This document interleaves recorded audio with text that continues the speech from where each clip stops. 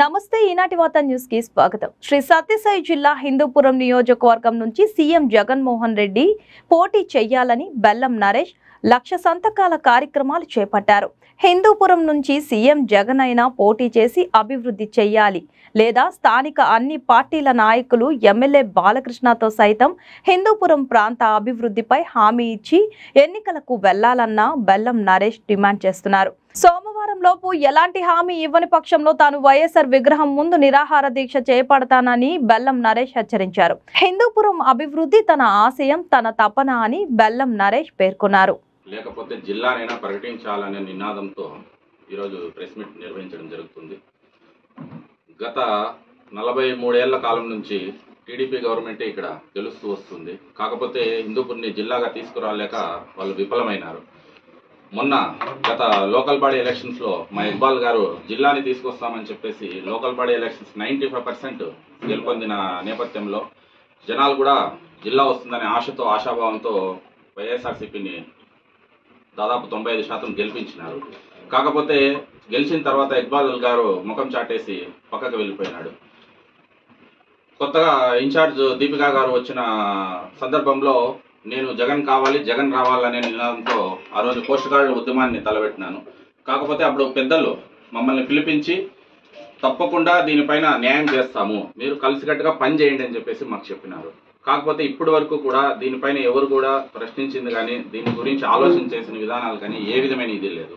ఇప్పుడు కూడా 1,00,000 సంతకాల సేకరణలో భాగంగా ఈరోజు చూస్తున్నాం తప్ప మేము ఎవరికి వ్యతిరేకం కాదు, పార్టీకి వ్యతిరేకం కాదు.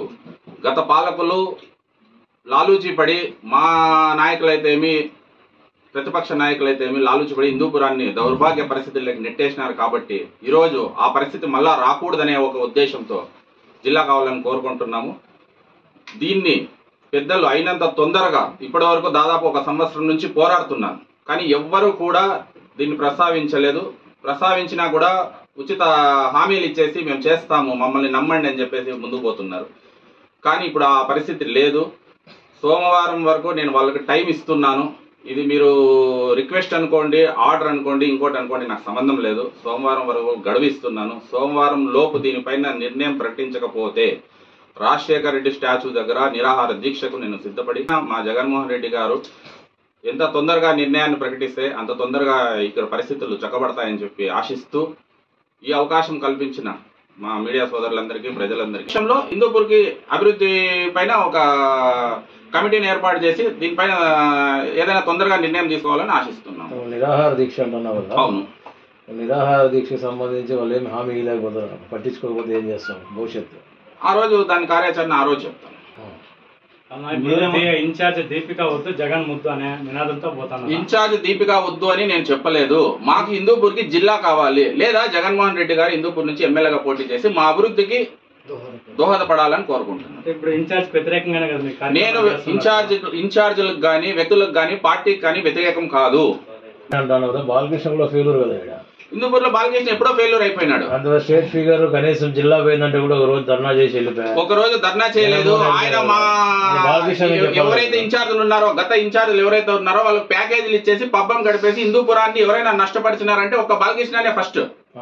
ఇప్పుడు మళ్ళా మా రైతు భరోసా రాలేదని నేను మాట్లాడడం లేదు. మా నాయకుడు ఏం చెప్పాడు, మీ ఇంటికి నా నుంచి ఏదైనా మంచి జరిగిందంటే ఓటేయండి అంటున్నాడు. మా ఊరికి మంచి జరగలేదు, నష్టపోయినామని చెప్పి నేను అడుగుతున్నాను. తప్పేముంది?